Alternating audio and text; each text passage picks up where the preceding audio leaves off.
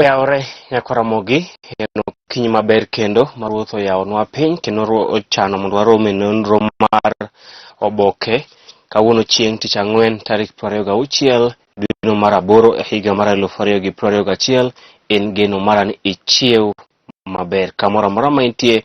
Arwaki ni machiegni, nyinga Chris Owino. Kaka pile wan kod oboke adek: Daily Nation, The Standard kod The Star. Kawuono wadhi chake kod oboke mar Daily Nation. Thor mar wach e nyim oboke mar Daily Nation en Race Against Time. Race Against Time.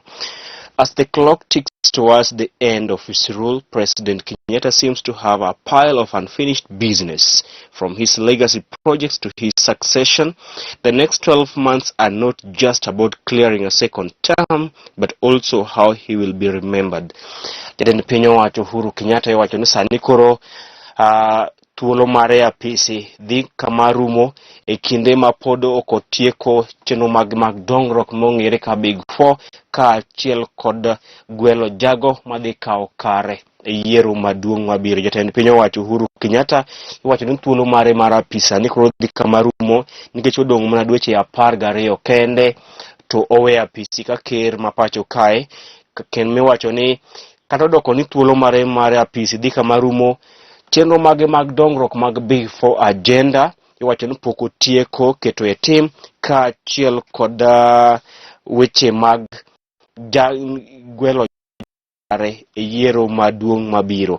Iwacho gigo ma sani koro miyo jatend piny owacho Uhuru Kenyatta wich bar en ka achiel kod Big Four agenda en mar neno ni oketo e tim Big Four agenda mang'iyo weche mag manufacturing, mag loso mwandu, weche mag chiemo, mano food security, weche mag ute manengo gin piny, affordable housing, ka achiel kod universal health care, mano weche mag thieth marom ne oganda duto mapacho kae. Gino mabende miyo jatend piny owacho Uhuru Kenyatta wich bar machielo en chenro mar keto ogendni duto mapacho kae kanyakla, national unity, riwo ogendni duto mapacho kae kanyakla motelo ne yiero maduong' mabiro, ka achiel kod neno ni piny Kenya obedo kod ker manyien e yo makwe, kata chiwo telo ne ker manyien mapacho kae e yono mar kwe, ka achiel kod wich bar mogik en riwo ogendni duto maok Mount Kenya region motelo ne yiero maduong' mabiro, ka achiel kod duoko piny teko jalup ker William Ruto e gwenge mag Mount Kenya region. Magi e weche mamiyo jatend piny owacho Uhuru Kenyatta wich bar motelo ne yiero maduong' mabiro, ka iparo ni odong' mana kod dweche 12 kende to we apisi ka ker mapacho kae. Koro gigo mane agenda mare en Big Four agenda, kelo ogendni duto mapacho kae kanyakla, neno ni oganda mapacho kae odhi yiero maduong' mabiro maonge ywarok moro amora, ka achiel kod riwo ogendni mag Mount Kenya region motelo ne yiero maduong' mabiro. Ito oboke mar adek loso ewi kech masani koro ochomo oganda modak e gwenge mag Turkana, ka achiel kod counties mamoko e pacho kae.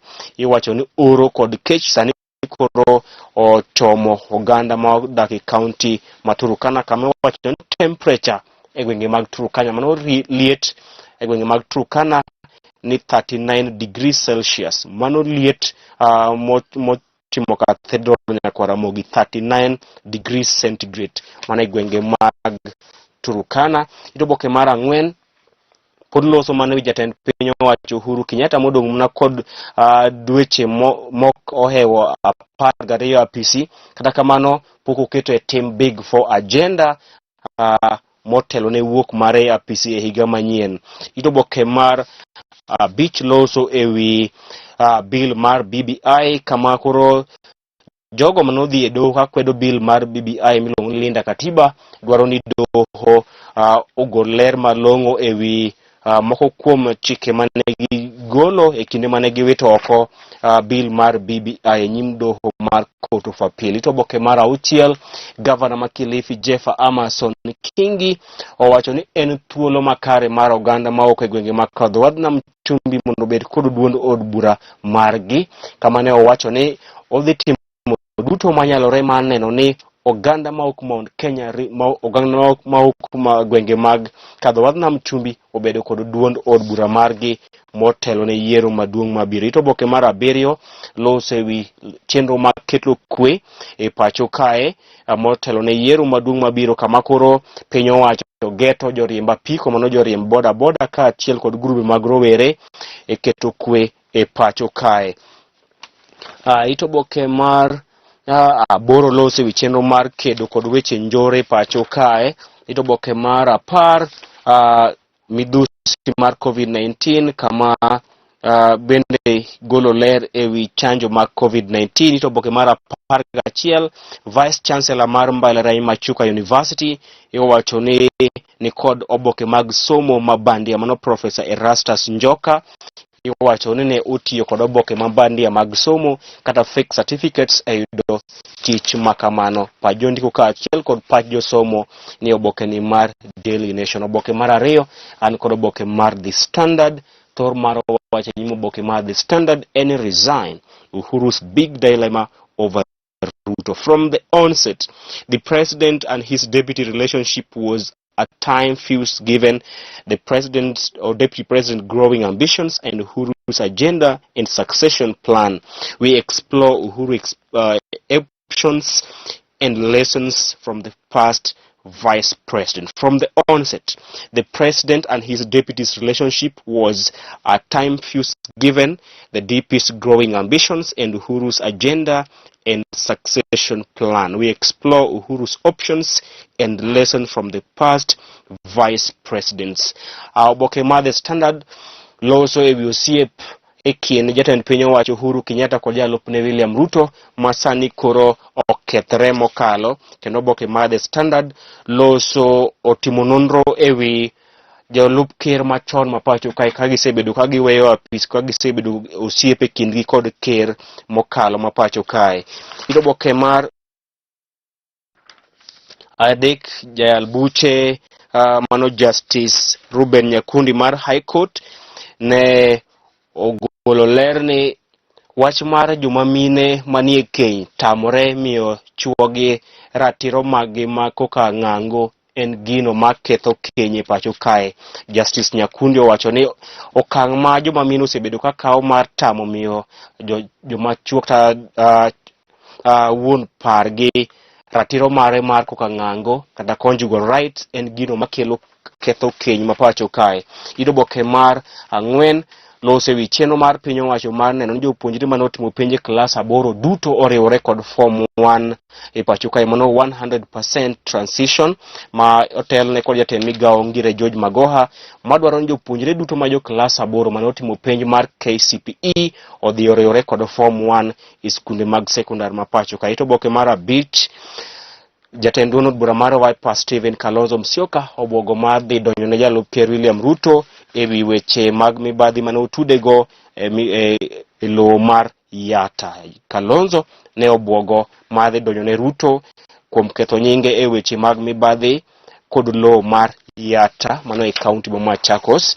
Ito oboke mar 6 loso ewi osiep e kind jatend piny owacho Uhuru Kenyatta kod jalupne William Ruto ka achiel kod kaka jalup ker mapacho kae machon osebedo ka obedo kod osiep marach kod ker mapacho kae machon. Ito oboke mar 8 lose weche mag COVID-19 e kaunti ma Nyandarua. Ito oboke mar 10 bengi mar Equity ne owacho ne ok gimiyo jatend jaohala ma japiny Turkey Harun Aidin omenda maromo bilion 15 kaka ne owach kod jalup ker William Ruto.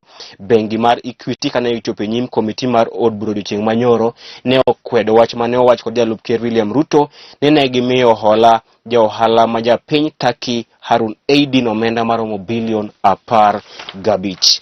Ito oboke mar 14 lose weche mag somo. Ito oboke mar 15 lose wi chenro mar loso duond od bura achiel mag oganda ma ok e gwenge makadho wadh nam chumbi ma otelne kod gavana ma Kilifi Jeffa Amason Kingi. Oboke mogik an kod oboke mar The Star. Thor mar wache nyimo oboke mar The Star en Kenya Power loses 18 billion shillings yearly to theft. Kenya Power loses 18 billion Kenya shillings yearly to theft. Last year, company suffered 15.99 billion system losses beyond what is allowed to recover from consumers. Iwacho ni kambi mochung'ne keyo teko stima pacho kae Kenya Power wito omenda maromo bilion 18 higa ka higa e pacho kae. Ito boke mar Rio lose weche mag Mount Kenya region. Ito boke mar ang'wen nyaka ito boke mar abich. Kambi mochung'ne keyo teko stima pacho kae Kenya Power wito omenda maromo bilion 18 higa ka higa e pacho kae yore ma ok ler. Ito boke mar ang'wen be pod loso mana e wi osiep marach e kind jatend piny owacho Uhuru Kenyatta kod jalup ker William Ruto. Mano bende makelo e giko nonro mar oboke orite masani. Nyinga Chris Owino.